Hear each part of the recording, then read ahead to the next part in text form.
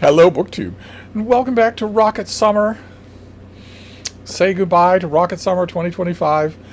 This is a BookTube event created by Michael K. Vaughan to celebrate the reading of classic science fiction from the dawn of the genre to the 1960s. With the final week, if you want to follow the structure, the final week is the 1960s. And I've been having a blast. I've been reading a lot of the old science fiction paperbacks that I got specifically for this event. I just haven't been making videos about them, either because I've had medical distractions of one kind or another, or because, like for instance yesterday, random construction work that just started, no announcements, no leaflets on the door, no nothing like that.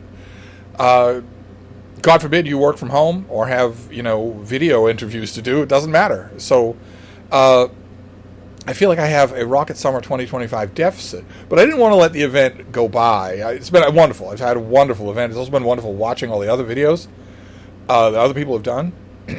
But I didn't want to let it go by without at least one more book. I will continue to read some vintage science fiction in the course of the rest of the year until the next Rocket Summer, and I'll especially continue to reread classic science fiction. Not just the classic science fiction that I've read enough times so that I know it by heart. There's quite a bit of that. But also the vintage science fiction of the 50s and 60s that I have read but not in a long time. That ended up being the accidental focus of my Rocket Summer this year. Revisiting books that I had not read in decades and often getting a lot out of them. I intend to continue doing that on and off for the rest of the year. But I wanted to do one more book today before we say goodbye. This is also from just barely the 1960s. This is a Berserker novel by Fred Saberhagen. This is Brother Assassin. I don't remember which Berserker novel this is. It's a little bit tough to keep track because this is really three novellas that were sort of soldered together into this book. I don't know where they would fall in the line of things, but it doesn't matter, thankfully, because the backdrop premise of the Berserker novels is the same, which is basically a race of killer machines that are autonomous. They are sentient. They killed their original manufacturers, and now they want to kill all other life, all biological life. And these books take many different prismatic views of what that conflict would look like. In this particular case, that conflict does not take place only across the landscapes of different worlds, but also different time periods. There's one planet, the planet that is at the heart of these three stories, where time travel is possible. And the Berserkers have learned this and are thinking, if you were a killer race of robots, you would think the same thing, to go send Berserker-type human-shaped drones into the past in various key moments to disrupt human future, to disrupt the timeline, maybe to wipe out human beings. And we have a heroic lieutenant, Darren Odenkirk, in this book, who is tasked by time operations with stopping that somehow. The background drama of the Berserker novels is the unevenness of the conflict. The Berserkers are just incredibly deadly, and this is a future world that doesn't have Magnus the Robot Fighter, a comic book character who was one of the few comic book characters I ever liked who was not a Marvel or a DC superhero. Magnus is a great character in the future where robots are ubiquitous and where he's been trained from the cradle, literally trained from the cradle, till he is virtually superhuman and is able to kill robots with his bare hands. This future, of course, doesn't have Magnus the Robot Fighter. But I was rereading this. I read Brother Assassin when it had a different cover than this. I almost want to say it was a Boris Vallejo cover, but I'm not clear on that. I read it, in other words, decades ago, like so much of the science fiction I've been reading this month, and I really liked it. Fred Saberhagen is such a great action writer, and that's no small feat. That's not easy to do. Any of you writers out there who've ever tried it, that's not easy to do. It's not easy to write good action. You can be good at virtually everything else and still stink at that. Prime example in the science fiction world, Isaac Asimov. Never that he would admit, but still, read his books. An action sequence is supposed to make you hold your breath. If it doesn't do that, it's a poor action sequence, poorly done. And Saberhagen's great at that. Where we've got three different stories here, three different time periods, and all with tense scenes in them.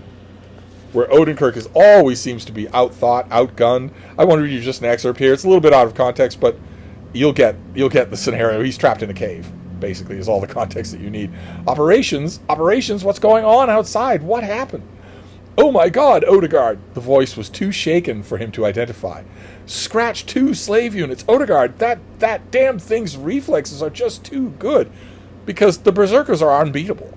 Basically, they're unbeatable. The fun of these novels is some way to beat them every time. The watchfire came exploding suddenly into the cave. Transformed by a kick of a steel-clawed foot into a hail of sparks and brands that bounced back from the curving wall of stone just opposite the narrow entrance and became 1,000 scattered dying eyes on the cave floor. The Berserker would be trying to flush its game to see if there was a second exit through which the humans could try to run. It must know that the crippled slave unit was inside the cave, but by now the Berserker's cold computer brain must have learned contempt for all that the android slaves of time operations could do against it. For once, it was satisfied that there was no way for its prey to escape. It tried to walk right in. There came a heavy grating sound. The cave mouth had proved just a bit too narrow for the machine to enter. Odegaard, we've got 12 arrows ready to drop on your location now. Shaped charges in the points, set to fire on contact. Arrows? This is Odegaard responding. Arrows? I said grenades.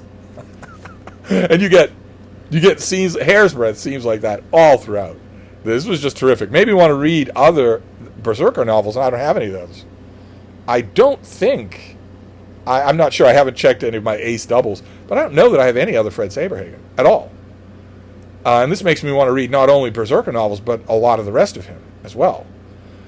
So that's a task for another day. But still, I wanted to finish Rocket Summer 2025 with a book like this. I didn't know that my final book would be an example of what has been the strong point of this event this month. But this was. I'm glad that I'm finishing with this book, because this is a perfect example of the kind of thing I got all month. Not so much discovering new things as rediscovering old things. Things that I read a long time ago. Resting my head against the up and down sleeping belly of a gigantic pig while reading in a glorious sky over me. Reading just all day long, like I do now. Reading all day long with all the pleasure in the world. But in these cases, unlike, for instance, Herodotus or Valerius Paterculus, in these cases, not really giving serious thought in the intervening decades to going back and rereading. And that's wrong. I shouldn't do that. Grown men, often with a great deal of creativity and creator's pride, made these things. They weren't writing them only for, young people. They were writing them to stand the test of time. A lot of times they weren't. And those are a lot of fun, but that's another event, isn't it? So I just wanted to end Rocket Summer 2025 with Brother Assassin. What a book. What fun. So I'll wrap this up for now. Hopefully we will all reconvene for Rocket Summer next year. I will see you all then. Thank you, BookTube.